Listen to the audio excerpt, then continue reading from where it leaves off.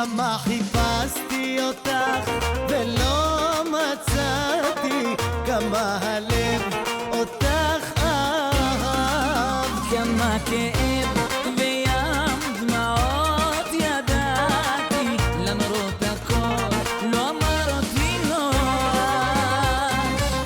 Shalom, shalom, shalom. Hey, what's going on? My name is Michael Sahno, and welcome to another episode of the 12 Cities in Israel podcast, the only positive podcast about the food, the culture, and the people of Israel. We're here to tell you about all the great things that this big little country has to offer. Listen, if this is your first time watching the video version, please don't forget to hit the subscribe button and the notification bell so that you're always in the loop when we have a brand new fresh episode out. If you'd like to take us with you on your way to work or to the gym, you can find this podcast on SoundCloud, iTunes, Google Play, Stitcher, TuneIn, and Spotify.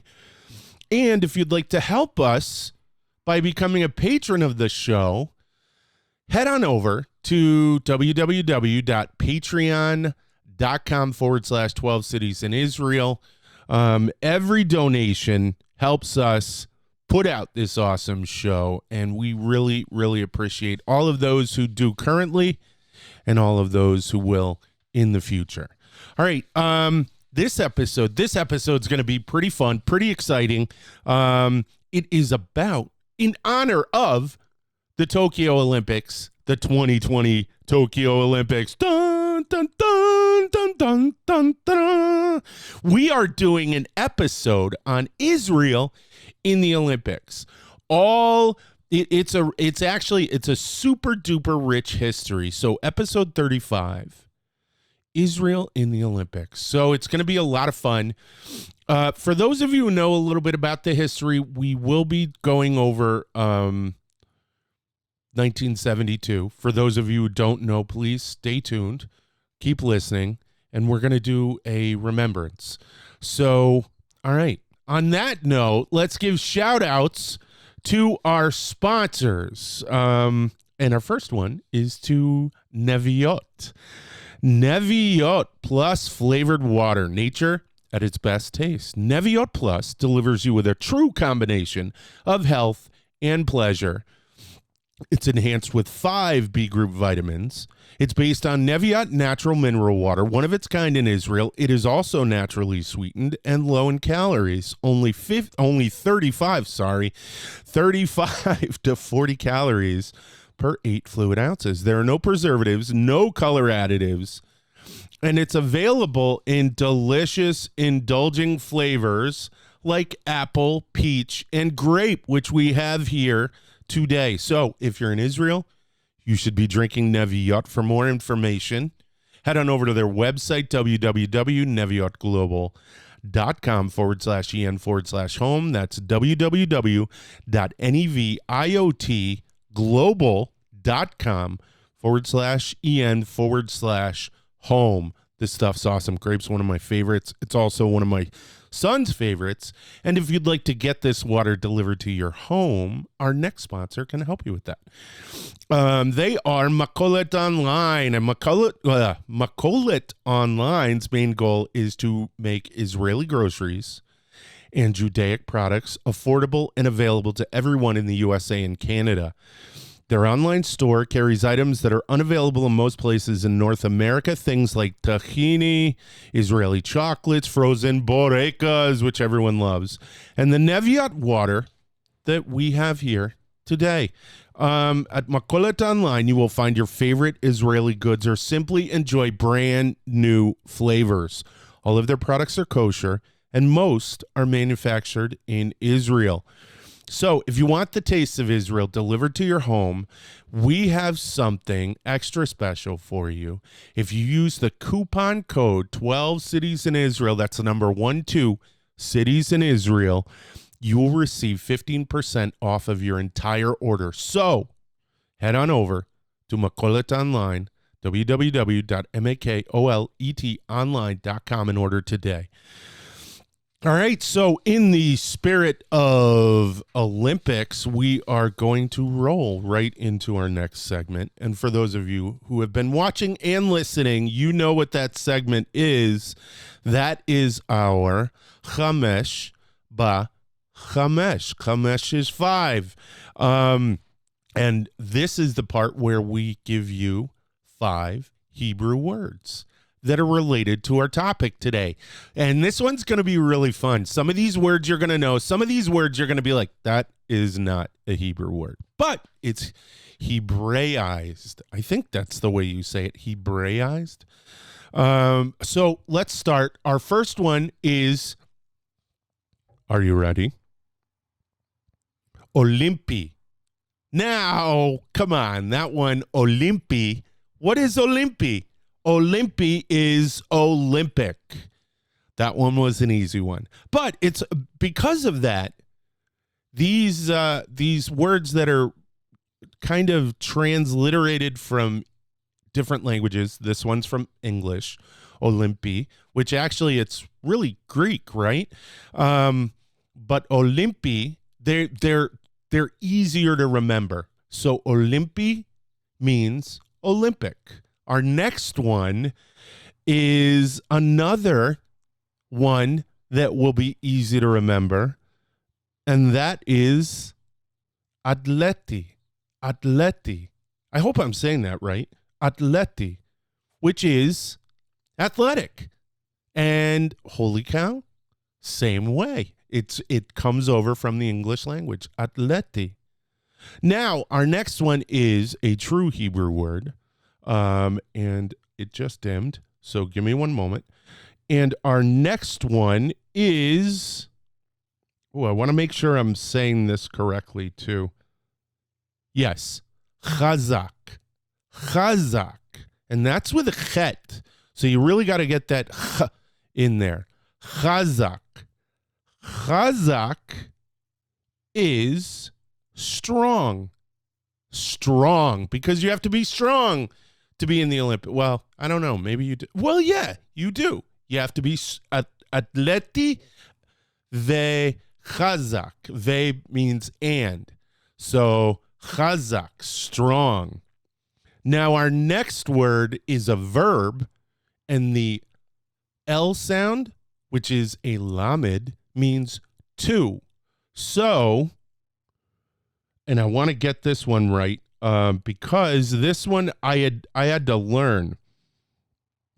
So, lenazeach. Lenazeach. I really hope I'm saying this one right. Lechazeach. Lehazeach. Or ak, no yak. Lehazeach, which means to win. And that's what we want, right? We want to win at the Olympics. But what do we want? Lehazeach. What do we want to win? We want to win zahav, which is our final word, zahav. And zahav is gold. Zahav.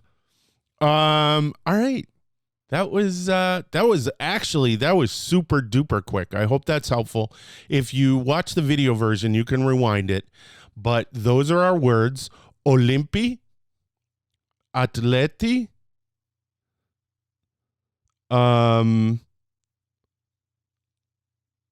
chazak, lehazeach, and zahav. All right, there you go.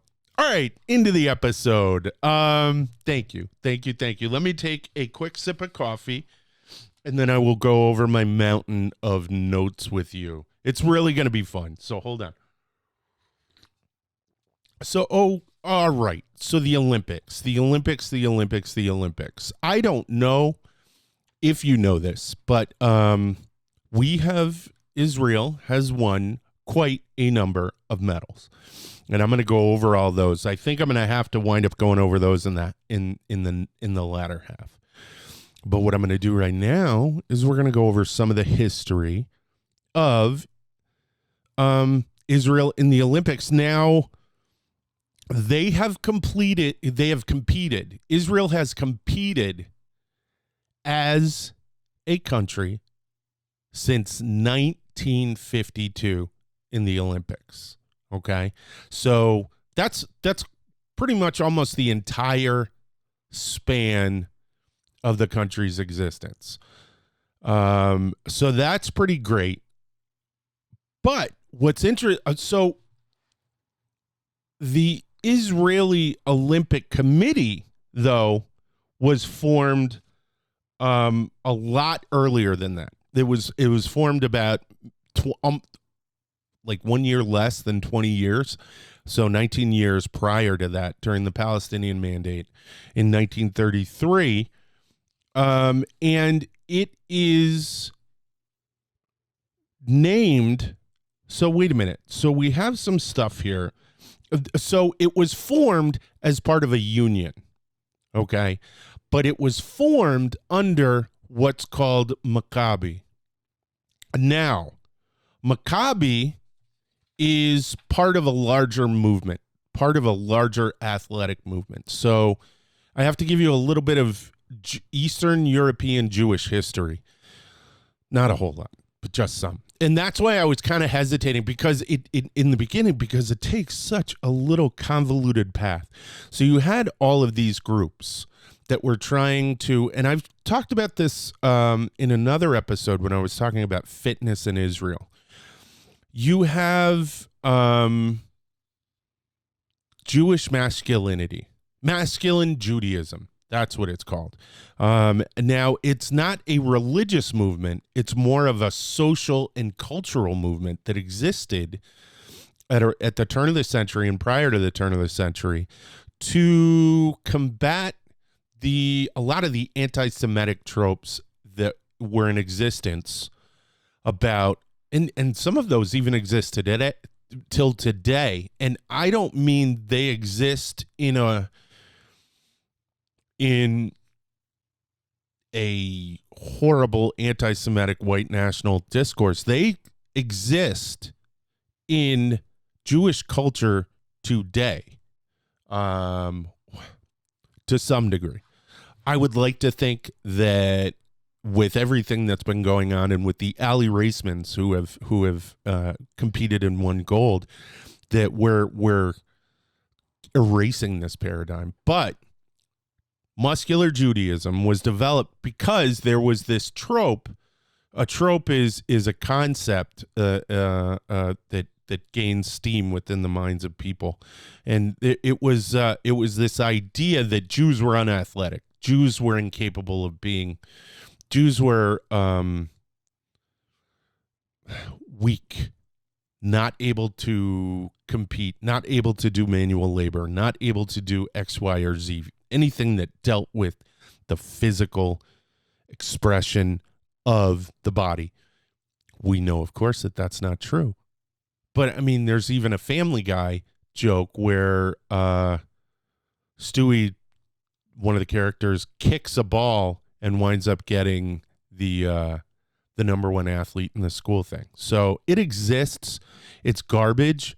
It's balagan. It's not in any way, shape, or true, and anyone who believes it, literally look at Ali Raceman and also continue to listen to this thing. So in order to combat that, a lot of secular Jews got together and they formed this Maccabi organization. And I had trouble finding out more about it. I want to see if I can read a history about it, because it's a really interesting, really, really, really interesting idea. But from what I could tell, it started in Krakow, Poland, and transferred itself when they were developing a national fitness or sporting club. They used the model of the Maccabi. And it's turned into an international Jewish organization. And we also have the Maccabi Games in Israel. So let me read a little bit about this. So The movement's named after the Maccabees, who were a Jewish national liberation movement that fought for and won independence from Antiochus IV Epiphanes. Ironically, at the time, the Maccabees were staunchly opposed to athletic competitions, part of the Hellenizing cultural tendencies which they opposed. Athletic competitions held in Jerusalem under the Seleucids were terminated once the Maccabees took over, but the fighting, strong spirit of the Maccabees was adopted by Zionists in Eastern Europe when they were coming over. And hey, what do? I can live with it. Can you? So at the 12th Jewish Congress in 1921, the Maccabee World Union was put together. And this was pre-state, and that, of course, transferred. This was the World Jewish Congress. This was the group that put together all of the different projects and programs that eventually became the State of Israel, and Maccabi was one of them. How cool is that? They eventually went on to become, that group went on to become the Israel Olympic Committee, and they are in Tel Aviv. At the National Training Center, which is a really cool place. It's a really, really awesome place. I want to get someone from the National Training Center on. I actually want to try to get somebody else on too, and I'm going to tell you who that is later in the episode because we're going to talk about her. But it's important to note. Let me take a sip of coffee. Hold on. Now, Maccabee is also a football team in Israel. Maccabi is also a football team in Israel. But I don't know if you know this, but there is another bunch of organizations that are around that, if you know anything about Israel, they are Hapoel. And Hapoel Beersheva is a football team. I'm probably going to tick some people off, but Hapoel Beersheva is my favorite team. So Hapoel was a competing sporting group that was part of the labor organization. So Mapai, which eventually became labor, was a political party that also had a sporting component to it. So it kind of makes sense because they would want to keep their social ideals together. So congregation being together in sport solidifies camaraderie, morale, and all that stuff. So they brought about Hapoel. Now, Hapoel didn't wind up having any association with the Olympic Committee, and it was really because they were kind of pushed out of it. Maccabi was pretty dominant. Now,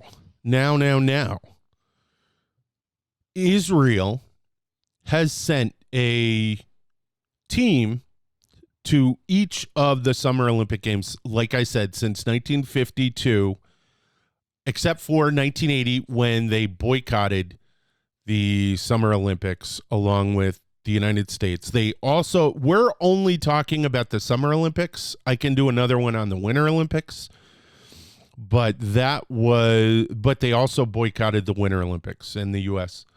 And Israel takes place in Israel takes part in both the Summer and the Winter Olympics. And I'm pretty sure, but the Olympic Committee that is in Tel Aviv is responsible for both events. I don't know, would they be called events? They would be events, I guess, but they're events within events. So since 1952, with the exception of those two, that Summer and that Winter Olympics, the United States, Israel, we're talking about Israel. Sorry. Israel has sent a team to the Summer Olympics, and they've been very successful. They've been highly competitive. By doing that, that means that their Israeli athletes are competing. Now, a lot of that has to do with everything that Israel puts into sport. Sport is such a huge part. And that's why it's interesting. So Hapoel who I talked about was the sport branch of the Labor Party. They may not have been integral in the Olympic Committee, but within the state of Israel, they were integral. They were just such a part of it. So, and I've told you about this before, and I'm giving you a lot of history. I know that. We're going to talk about some of the events, and we're going to talk about some of the participants in these events. But what's interesting to note is sport being a part of daily life is something that existed in Israel as it does in the United States. I'm pretty sure up until recently, with the inclusion of massive fees in the United States for sport. Prior to that, it was pretty much you signed your kid up, you paid a couple bucks, and they played. Fundraising was part of it and all that. Sport in Israel is a lot more a part of the entire social fabric. Not everyone is included. I get that. I don't have an answer for that. But the majority of people are included. And since you have this important dynamic of sport being such a part of Israeli culture and activity and fitness and all of that, this goes all the way back to pretty much the establishment of the state. And that's because towns would develop sporting clubs. There wasn't a lot to do in Israel in the beginning. There weren't a lot of facilities. There wasn't a lot of money. There weren't a lot of resources. So what people did is they entertained themselves with music and activity, sport. This, of course, led to the development of what's called the Wingate Institute, which that's another person. I want to get someone from there on, because the Wingate Institute directs, and I'm not sure of this relationship. This is why I want to get someone on. So the information I read is the Olympic Israel Committee is responsible for the Olympics.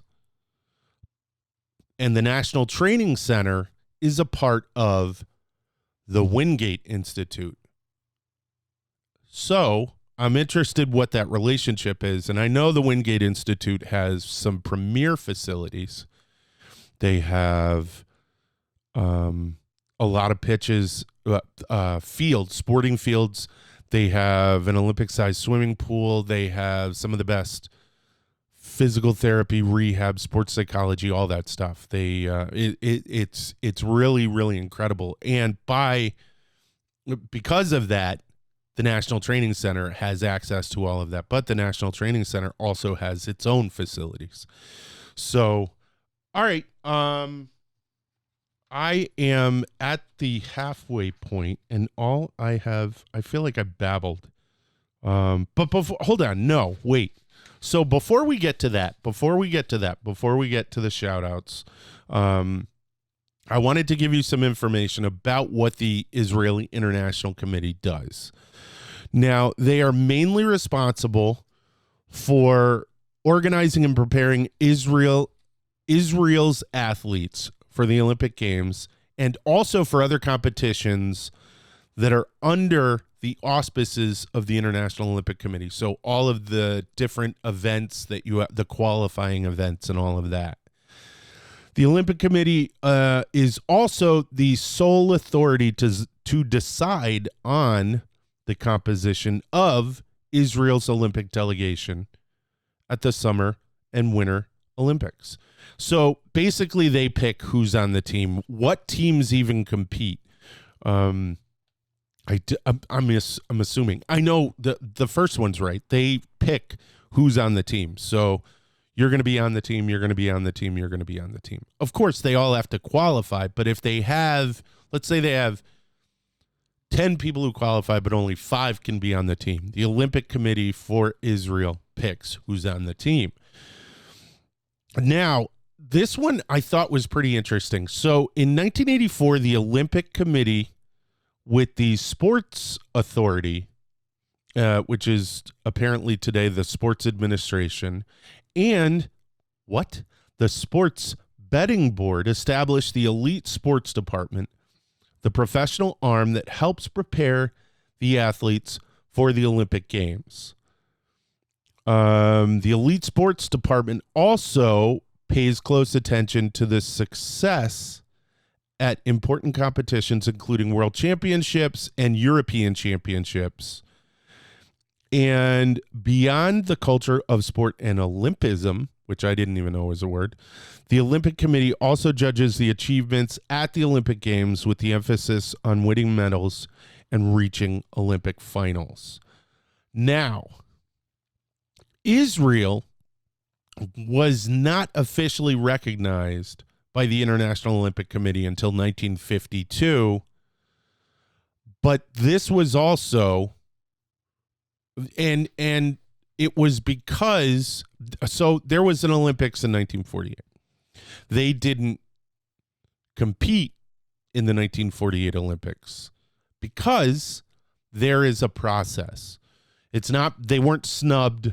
They weren't like, oh, we're not letting those guys in.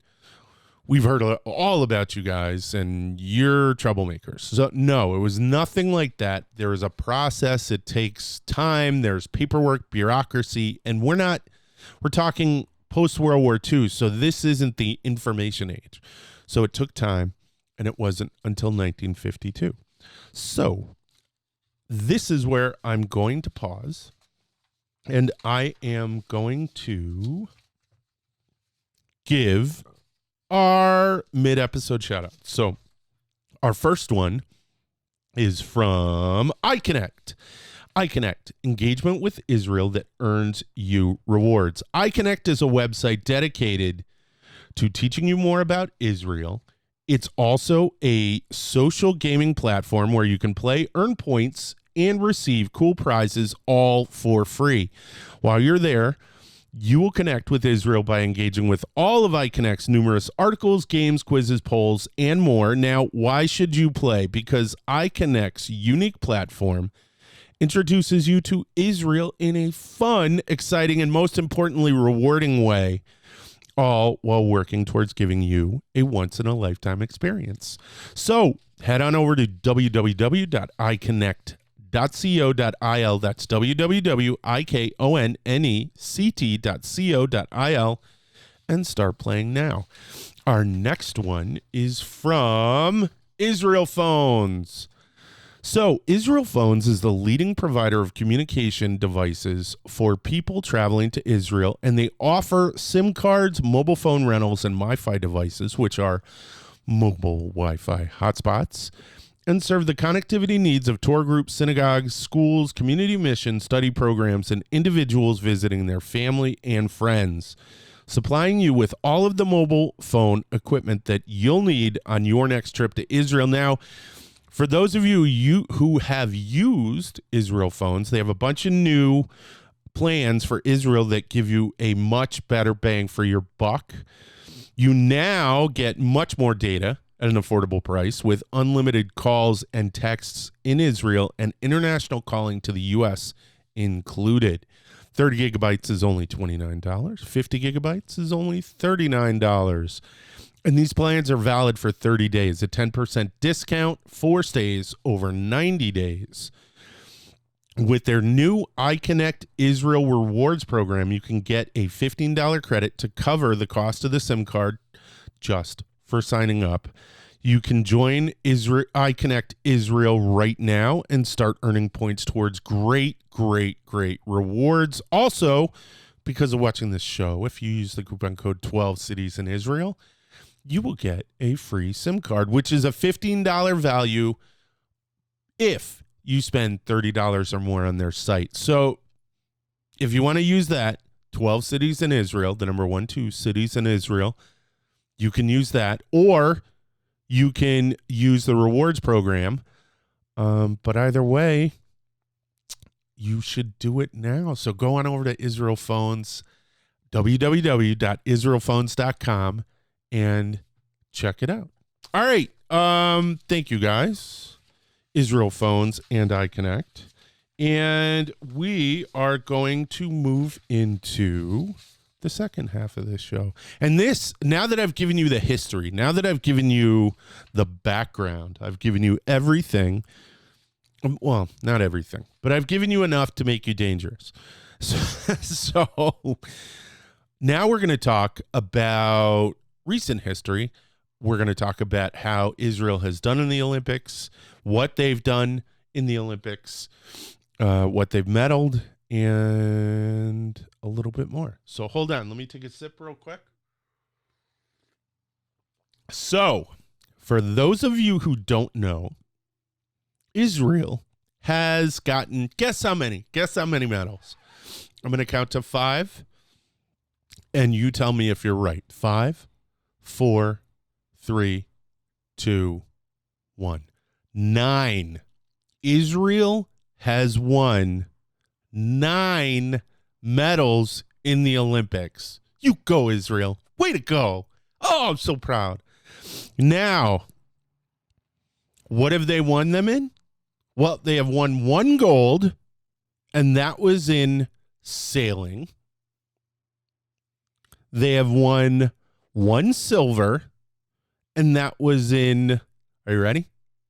Judo. They have won 7 bronze medals. That's so awesome. They've won 2 in sailing. They've won 4 in judo. They've won 1 in canoeing. Canoeing. I didn't even know that was a sport. I had to do a little bit of research on that. And I'm going to tell you who won the medals and how they won the medals. Little quick blurb. Not going to go too deep into it. But this is this is alphabetical. So it's not going to be in chronological order. So at the Spain Olympics of 1992 in Barcelona, Yael Arad won the silver for the women's half middleweight judo. So don't mess with Yael Arad. She'll take you up. In that same Olympics, Oran Smadja won the bronze in the men's lightweight judo.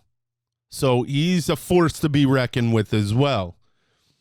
In the 1996 Olympics in Atlanta, in the U.S., Gal Friedman, what did he do? He won the men's sailboard competition. I had to look that up because it said sailing and sailboard. It's windsurfing, for those of you who don't know. And that's not to make it less. Oh, he's just a windsurfer. I can't windsurf, so and it's so awesome. It's cool. Dude, come on. You got to train. You got to go out on the ocean. Darn. That's too bad. Tough life. That's pretty cool. I think that's awesome. Now, in 2000, at the Australian Olympics in Sydney, Michael Kolganov won in canoeing. Now, I had to look this up. The men's K1 500 meter. And I was like, you could win canoeing? I canoed when I was a kid in Boy Scouts. And I was like, man, that's crazy. But turns out it's not with a big open canoe. It's kayaking. So that, to me, made a lot more sense. And for that, he won the bronze. That's so awesome. Congratulations, Michael. Now, in 2004, in Athens, Greece, which would be so cool. Come on. If you could win the Olympics and it was the one in Greece or your home country, that's like either or. That would be so tremendous. Ariel Zaevi won the bronze in the men's half heavyweight judo. So this guy's a powerhouse. This guy's kicking you in the chest and you're done. So way to go, Ariel. He won the bronze. Now this is our gold. This is our gold medal winner. Are you ready? And he won it in Athens. Gal Friedman, he won the men's sailboard in 2004 in Greece. Awesome. He won the gold. Wow. So, moving on. Congratulations, Gal. Way to go. You are Israel's gold medalist. That's so awesome. So for 2008 in China, in Beijing Olympics, Shahar Tsuberi won again. We're dominating in men's sailboard. He won the bronze in 2008. Way to go, Shahar. This is our most recent Olympics too, these last two. And this is actually one of the people that I want to get on the show. Yarden Gerbi. She won the women's half middleweight in judo. And she seems like the sweetest, nicest person. If you've ever seen pictures or video of her, she's just literally the nicest person in her interviews. And she won the bronze. Way to go, Yarden. Now, also in that Olympics, we cleaned house. Orsason, I want to get him too. That would be, I would want him separate though. It would be cool to have them both at the same time. He won the bronze in the men's heavyweight. So we are dominant in judo. And from what I understand in a lot of the world championships, so the little tick-offs, qualifiers to get to the Olympics, we're pretty dynamic. Wow. So those, and he won the bronze also. So those are our medal winners. And it was important, since this is an episode about Israel at the Olympics, to name every single one of them. Now, so that was the past. That was history. So what are we going to do now? Where are we going to go now? What are we doing? What's our team going to be like when we're up there screaming when Israel is on TV for the 2020 Tokyo Olympics? Who's our team? Let me take a sip of coffee and I will tell you. Give me one moment. So, the 2020, I don't have the names of everyone. Because that I actually couldn't find all of that. I do have the name of one person that I really, and if she is training in Israel when I'm there in February, I'm going to see if I can hook up like an interview. I don't know. Schedule's probably bananas. She's probably got a lot of media appearances as well, but I'd like to see if I could do it. But this is what we are doing. So are you ready? Athletics. We have a total of 5 participants.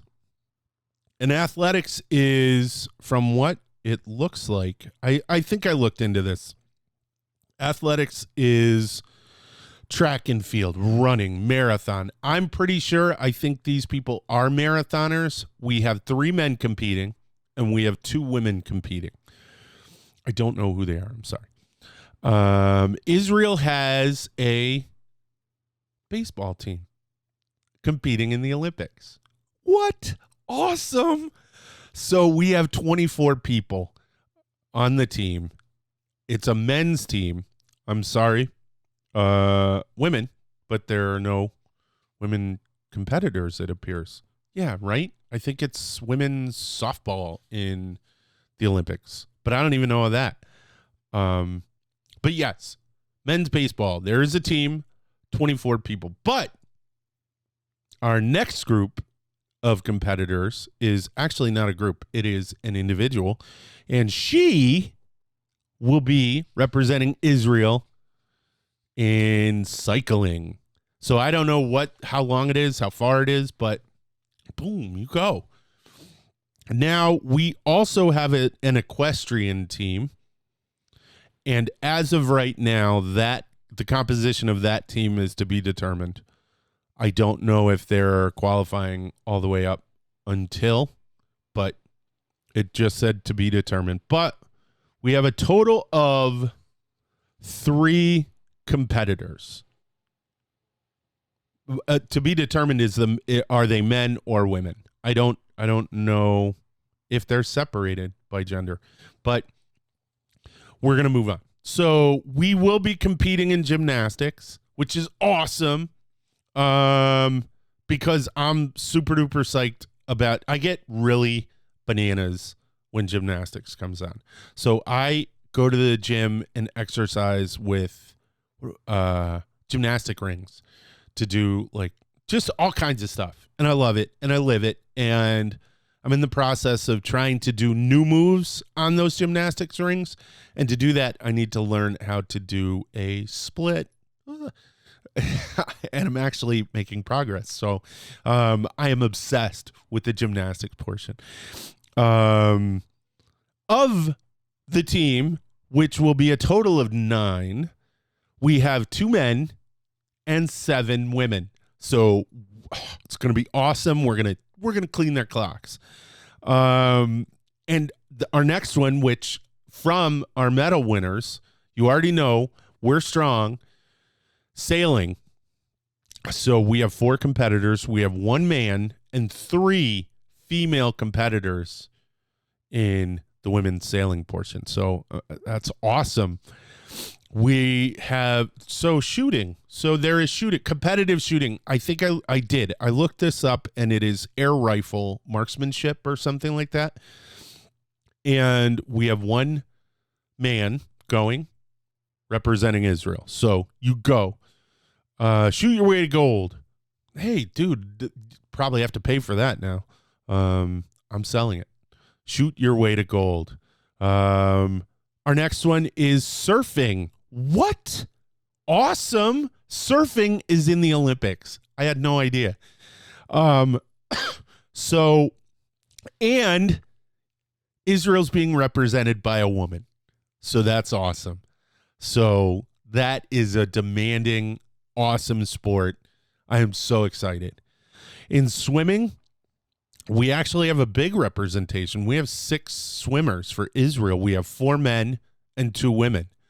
That's going to be awesome. So there is a total of, I get crazy about the swimming too. So when Michael Phelps was in there, I was like, oh my gosh, go, go, go. So I love the Olympics. I get crazy. I love the World Cup. I love the big games. You know what I mean? The big international games. They just get me going.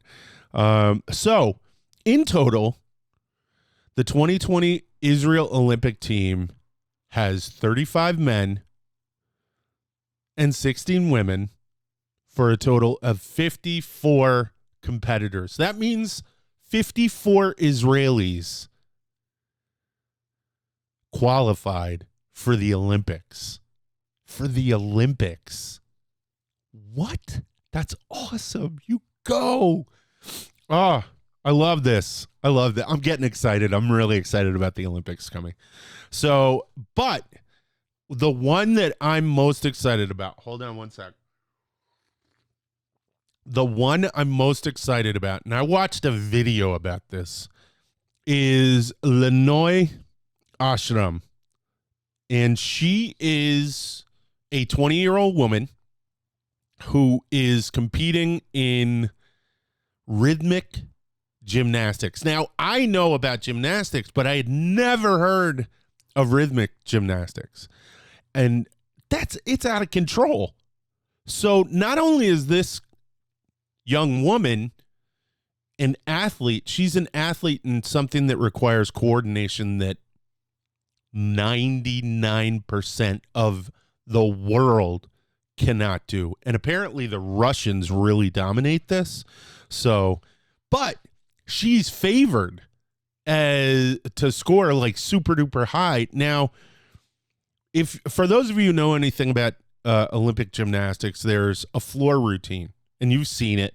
Ali Raceman made it. It's been famous for her floor routine.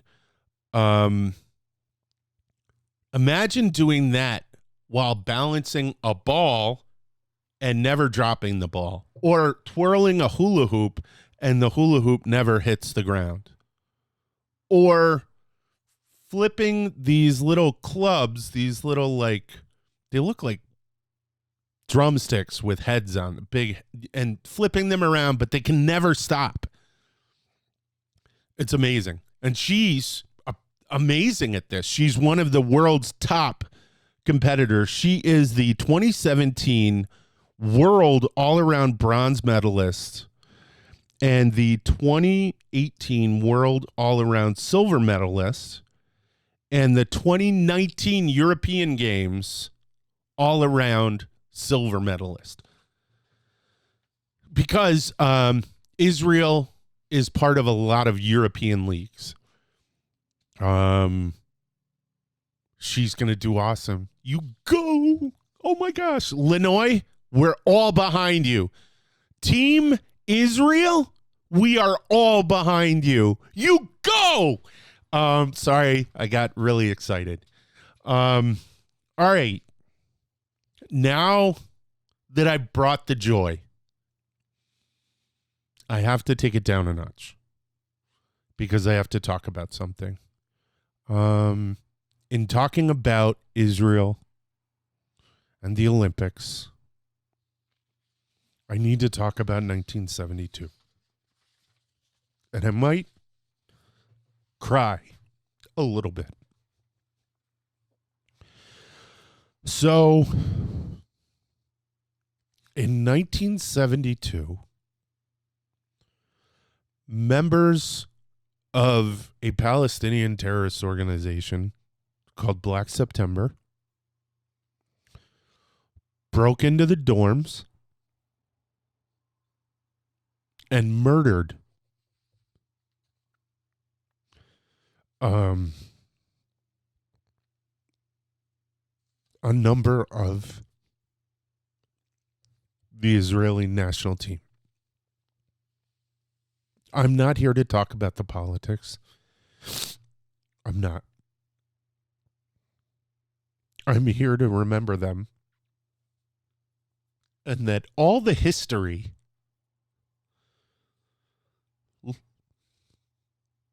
all of the things that Israel does in the Olympics doesn't make it okay, but it keeps the flame going. That Olympic torch going.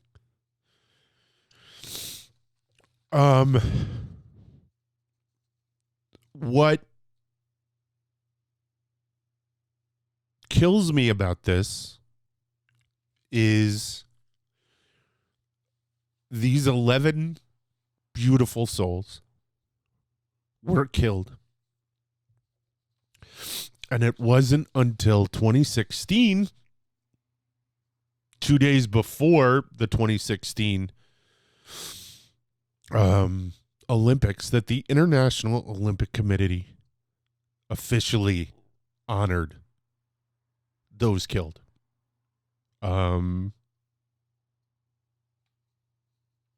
You would think that they would have said something at the next Olympics and that they would have been honored. I don't know. But I'm going to close this out by reading their names and what they did. So the murdered people, the murdered members of the Israeli 1972 Olympic team were David Berger, 28. He was a weightlifter. Ze'ev Friedman, 28. He was a weightlifter. Yosef Gutfrond, 40. Wrestling referee. Eliezer Halfin, 24. He was a wrestler. Yosef Romano, 32, weightlifter. Amitzur Shapira, 40, track coach. Zahat Kehat Shore, 53, shooting coach. Mark Slavin, 18, wrestler. Andre Spitzer, 27, fencing coach. Yakov Springer, 51, weightlifting judge. Moshe Weinberg, 33, wrestling coach. Bless you all. And you know what? They wouldn't want this. They would want the sport, as it does, to move on. They would want the Olympic fire, as I said, that torch to keep burning. And they want nothing but the greatest things for the Israeli national team. And from them to the Israeli national team, you go for the gold, and you get that gold in Tokyo in 2020. Baruch Hashem, Baruch Hashem, Baruch Hashem. You go and you get it. All right, that's the show. I had to liven myself up. I'm so sorry if I brought you down, but I thought that it was important.